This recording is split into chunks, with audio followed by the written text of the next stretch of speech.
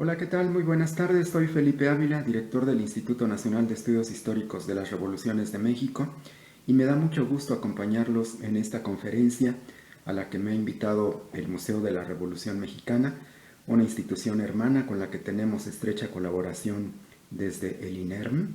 Y bueno, me han pedido que dé una pequeña plática acerca de la epidemia de influenza española que tuvo lugar en México en 1918, hace poco más de 100 años. Así es que vamos a comenzar. Bienvenidas y bienvenidos. En 1918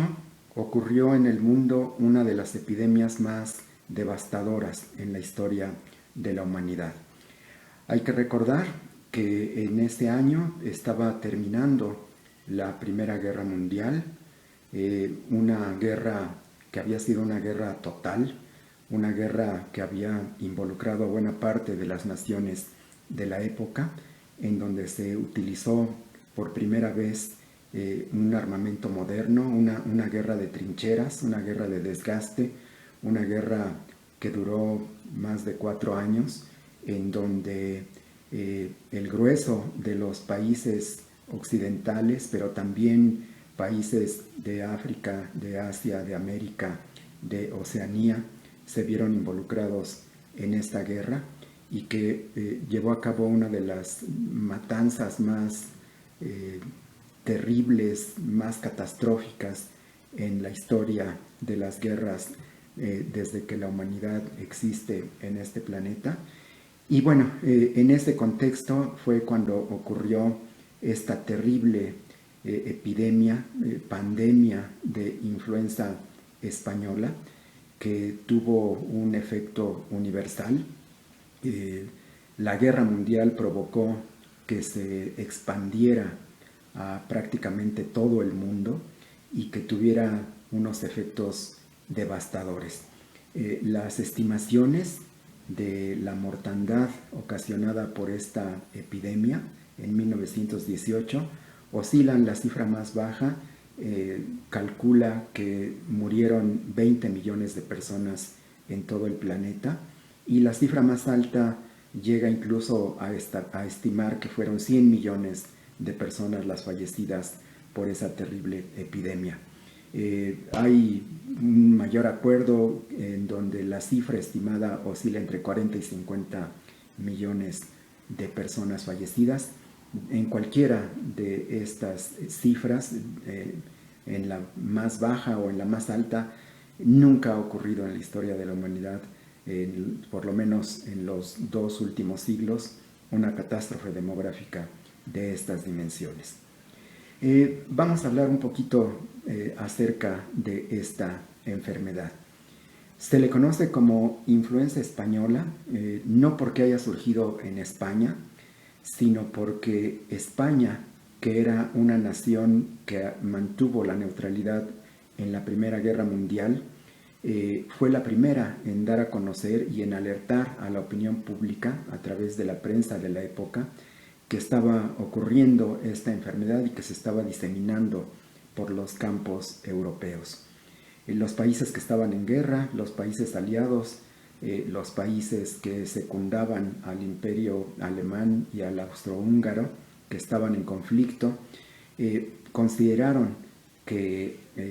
no podía darse a conocer de manera pública esta enfermedad, a pesar de que ya la habían detectado y que ya estaban preocupados por su gran extensión y por la terrible mortalidad que estaba provocando. Sin embargo, manejaron esta información como una información de Estado restringida, que no podía ser hecha pública. Y como en España fue el primer país en donde se dieron a conocer las noticias de esta nueva enfermedad,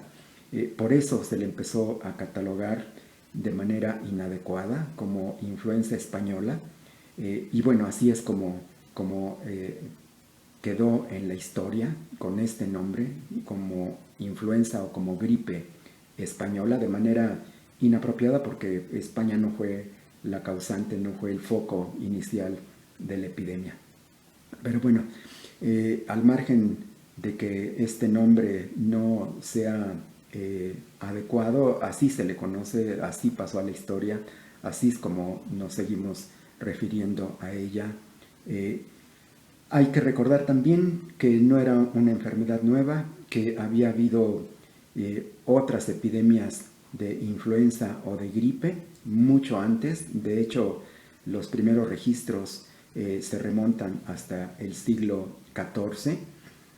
y el nombre de influenza viene precisamente porque fue en Italia, en Florencia, en esa gran enfermedad epidémica que tuvo lugar en las últimas décadas del siglo XIV, en donde por la influencia del pensamiento religioso y la concepción que se tenía de las enfermedades, se le puso el nombre de influenza, precisamente haciendo referencia a la influencia que tenían los planetas, las estrellas, en la aparición y en la difusión de esta enfermedad. Así pues, originalmente el nombre de influenza viene del italiano como influenza,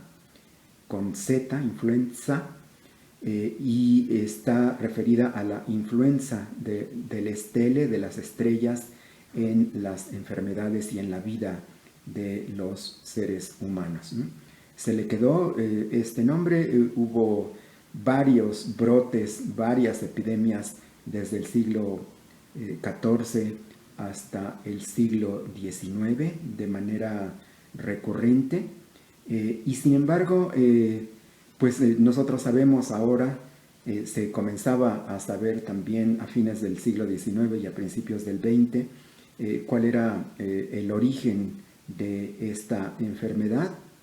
Se sabía que era provocada por virus o por bacterias. Se buscaba tratar de aislar a las poblaciones para que no se expandiera la enfermedad.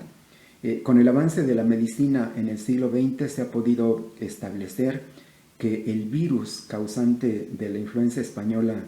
en 1918 es el virus ya muy conocido por nosotros, los seres humanos de comienzos del siglo XXI, porque era el virus identificado como AH1N1, que fue el mismo que causó la epidemia que surgió en la República Mexicana en el año de 2009 y que se comenzó a extender por el mundo, y que se pudo identificar muy prontamente al virus y que se le clasificó como AH1N1. Bueno, pues este mismo virus fue el que causó la terrible epidemia de influenza española en 1918. Como se sabe, la consecuencia de contraer este virus es que se afecta inmediatamente el sistema respiratorio, se producen infecciones pulmonares y de las vías respiratorias superiores, se deriva muy prontamente en una infección pulmonar, en neumonías que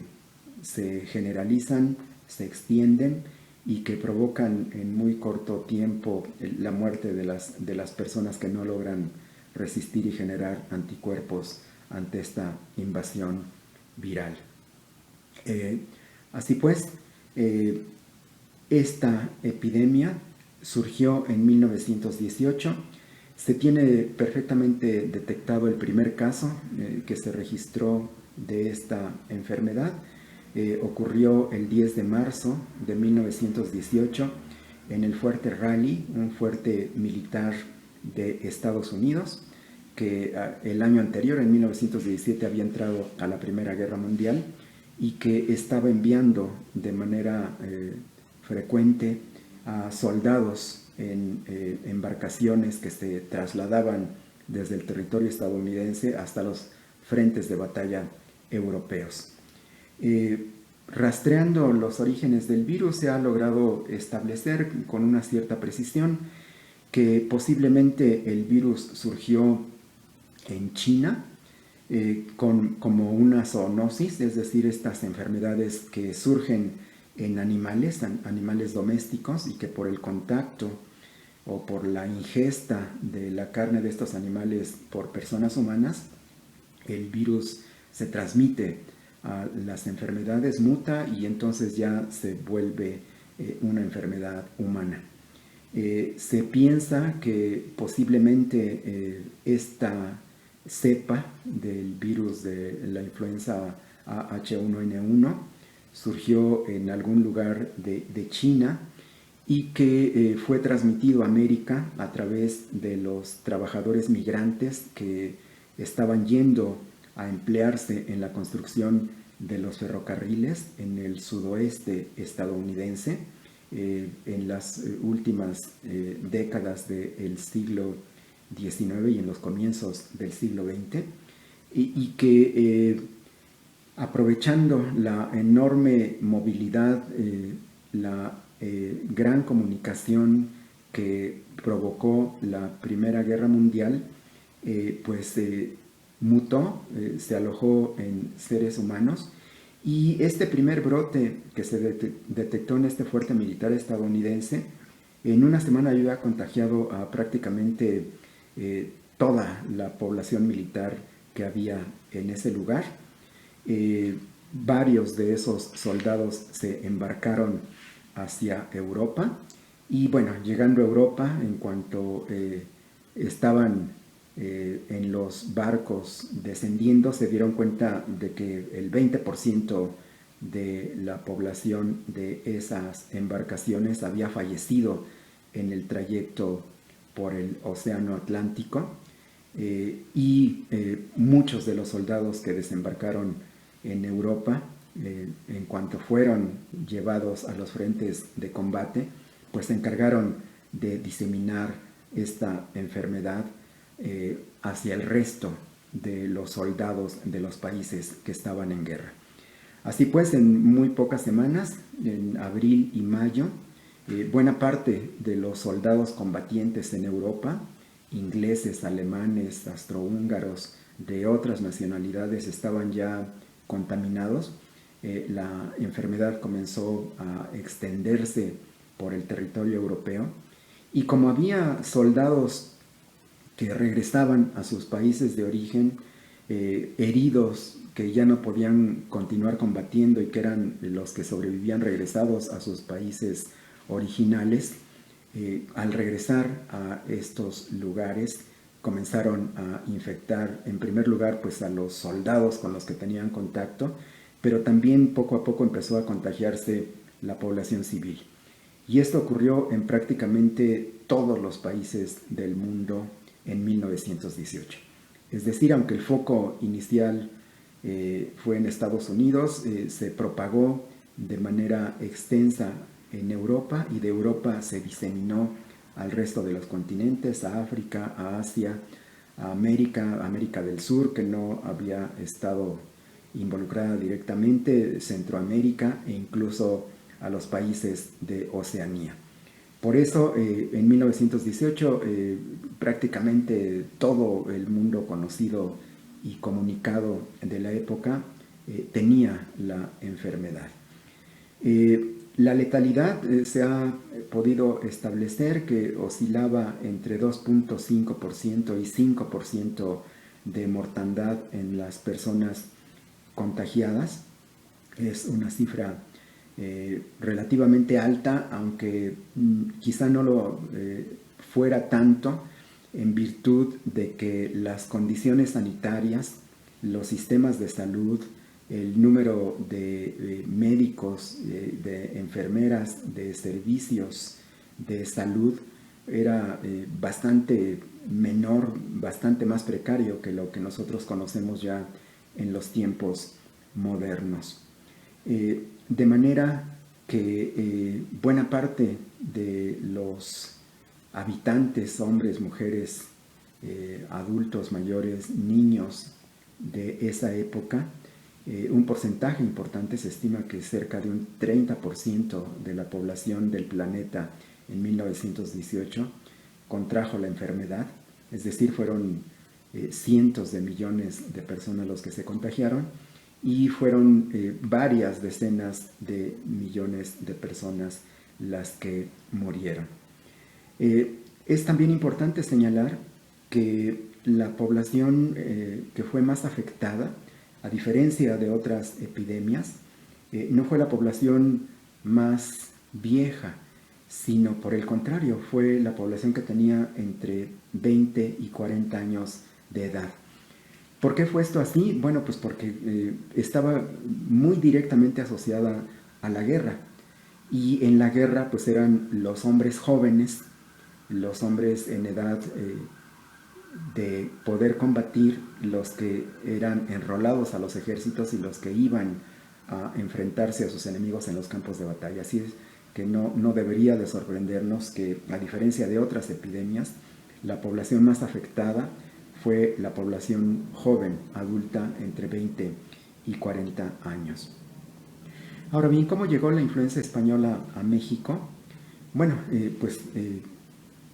como es de esperarse y como ha ocurrido en casi prácticamente todas las epidemias que no han surgido de México, han sido pocas las epidemias que han tenido como foco de origen al territorio que hoy es México. Esta epidemia de 1918 llegó por las fronteras, por la frontera norte, por el contacto con los Estados Unidos, por la población fronteriza, tanto estadounidense como mexicana, que cruza cotidianamente la línea fronteriza. Hay poblaciones que trabajan, que estudian, que van a comprar mercancías a uno y otro lado de la frontera. Y si esto ocurre en la actualidad en un alto nivel, hace 100 años, en donde los controles fronterizos eran prácticamente inexistentes, pues el cruce de uno al otro lado de la frontera que divide a los dos países era relativamente muy fácil de atravesar. Así es que en esta frontera tan porosa fue donde comenzaron a llegar los primeros casos de contagios de la influenza, y también por los puertos. De manera que esta influenza, hay que señalar que tuvo tres grandes oleadas. La primera fue entre marzo y mayo de 1918. Después se redujo, tuvo un nuevo ascenso en el otoño, entre octubre y noviembre fue la segunda gran oleada. Esta fue la más mortífera, hubo una mutación del virus y fue en esta segunda etapa cuando llegó a México. Terminó esta segunda oleada en los primeros días de diciembre de 1918. Había prácticamente desaparecido a finales de diciembre, y sin embargo en enero, con los fríos del invierno, reapareció un tercer brote, una tercera oleada, pero sin embargo en 2 meses desapareció. Es una influenza estacional, ha seguido siendo una influenza estacional desde que se tiene detectada esta enfermedad hasta la fecha, y pues está también ya muy claramente determinado que es en las épocas de frío, hacia finales del otoño o comienzos del invierno, cuando ocurren los brotes epidémicos de la influenza. Y con el arribo de la primavera, el calor logra desactivar en buena medida el virus, de manera que baja sensiblemente su recurrencia y su afectación a las poblaciones humanas.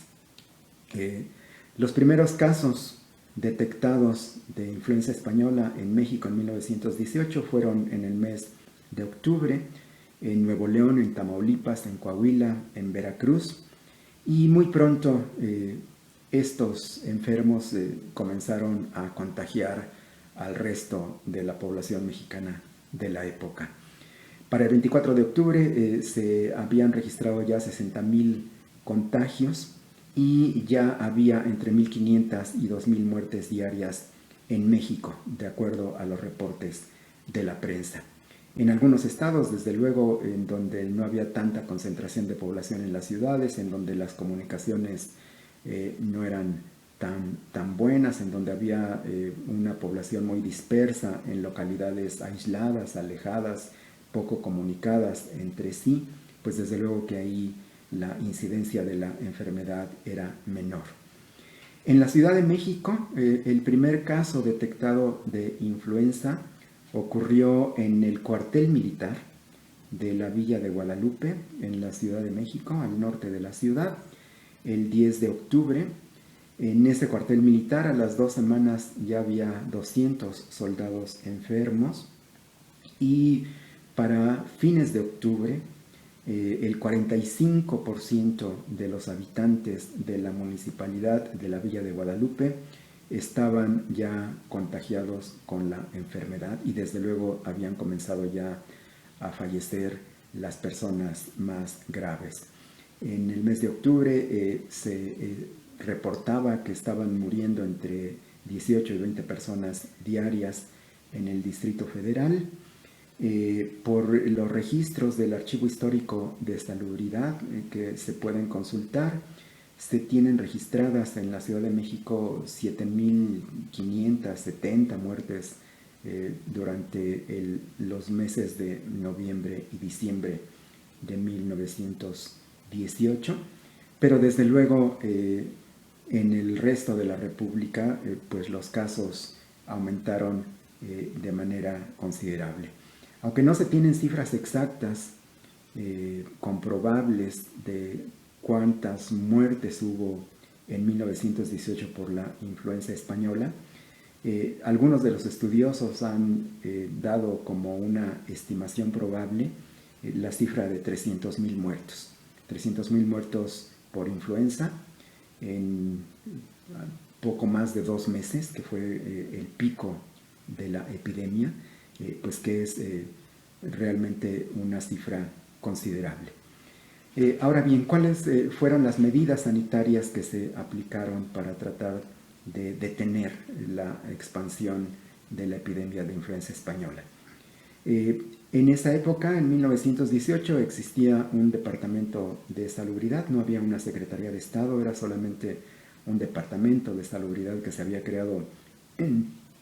la Constitución de 1917.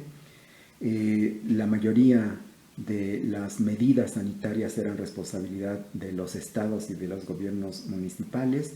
no era una responsabilidad del gobierno federal, esto recaía en las autoridades locales,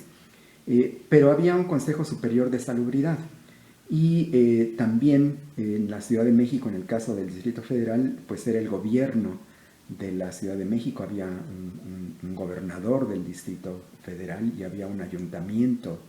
capitalino, pues eran las autoridades responsables de tomar las medidas para tratar de contener la epidemia. Había también un código sanitario que se había creado desde finales del siglo XIX en el gobierno de Porfirio Díaz, en donde se establecían cuáles eran las medidas, cuál era el protocolo para tratar de responder ante brotes epidémicos. Y desde luego pues es algo que nos debe de sonar muy familiar a nosotros. Entre las medidas que se establecían para combatir las epidemias, pues desde luego estaba el aislamiento, la cuarentena, la vacunación, la desinfección.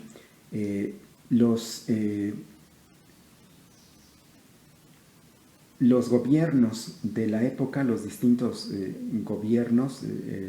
municipales, estatales y el gobierno federal tomaron medidas. En el caso de la Ciudad de México, las medidas que estableció el Departamento de Salubridad fueron la clausura temporal de todos los espacios públicos, los cines, los teatros, los clubes, las escuelas, las cantinas, las pulquerías, la sanitización de las calles en las noches, por lo que se prohibió a la gente que saliera desde las 11 de la noche y hasta las 4 de la mañana del día siguiente. De manera personal se pedía a las gentes que usaran tapones de algodón en la nariz, que utilizaran soluciones de criolina y ácido fénico para desinfectarse las manos. A los que ya habían contraído la enfermedad, que se les administrara dosis de quinina.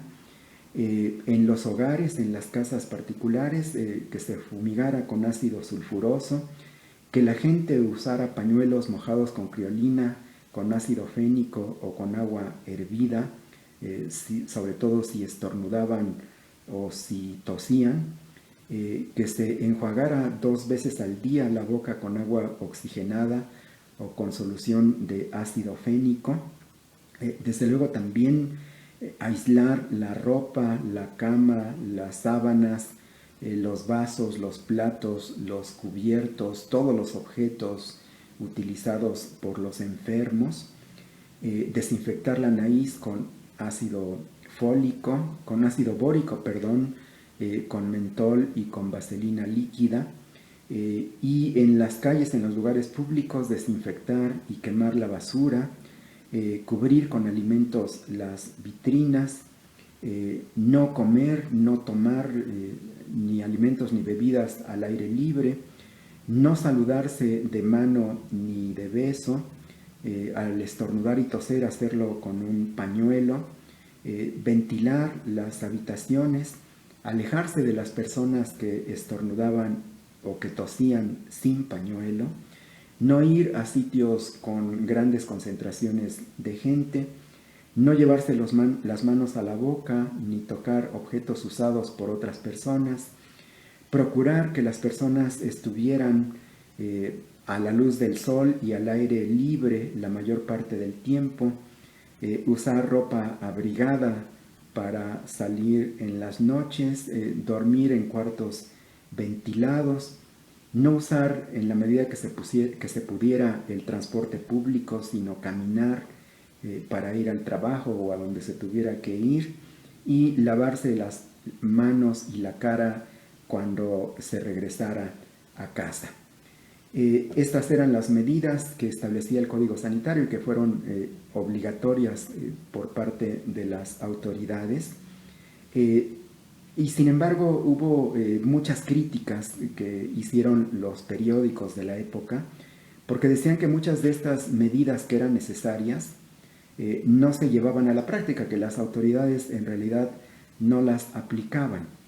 Y además criticaron también que se hubiera tardado tanto en cerrar las escuelas, porque la epidemia había llegado en octubre y en noviembre todavía buena parte de los niños y las niñas seguían yendo a clases, y desde luego pues ese era un peligro muy alto de infección, de contagio. También, como ocurre en muchas ocasiones, la gente con menos recursos económicos, que tiene más carencias alimenticias, que tiene menos recursos para poder atenderse médicamente ante las enfermedades, pues fue uno de los sectores más afectados, y se estableció que era obligatorio que todos los enfermos de gripe española fueran recluidos en el Hospital General, que había sido construido en la Ciudad de México a fines del gobierno porfirista, y como muchos pobres no querían ir a pesar de que estaban enfermos, entonces enviaba a agentes de la policía para que fueran a las vecindades, a las casas privadas, y que se metieran a buscar enfermos, y que si encontraban enfermos los llevaran a fuerza a recluirlos en el Hospital General. La influenza española tuvo terribles efectos en la vida de la población mexicana de la segunda década del siglo XX. La Ciudad de México, las grandes ciudades, pero también las zonas rurales fueron enormemente afectadas por la influenza. De hecho, está, creo, de manera convencional aceptado que los 10 años de guerra civil revolucionaria no causaron tantas muertes como la influenza española. Hubo más muertos por la influenza que por la revolución, y esto es una cosa muy de tomarse en cuenta. Pero sobre todo creo que lo que deja la influenza española es una gran experiencia para poder estar alertas, para poder tomar ejemplo de cuáles son las cosas que se tienen que hacer, de cuál es la responsabilidad que tenemos todas y todos los ciudadanos, las autoridades, las medidas indispensables que se requieren para poder enfrentar estas epidemias que son recurrentes que han existido pues, desde que se tiene registro histórico, desde hace más de 500 años en lo que hoy es México, y que pues tenemos que utilizar la historia para poder conocer cómo se ha respondido a estas epidemias, qué medidas han funcionado, qué medidas no han funcionado y qué es lo que tenemos que hacer los habitantes de este gran país para poder enfrentar con éxito y salir airosos lo más pronto posible de estas enfermedades como la actual en la que estamos inmersos y que esperamos muy pronto poder salir de ella. Muchísimas gracias.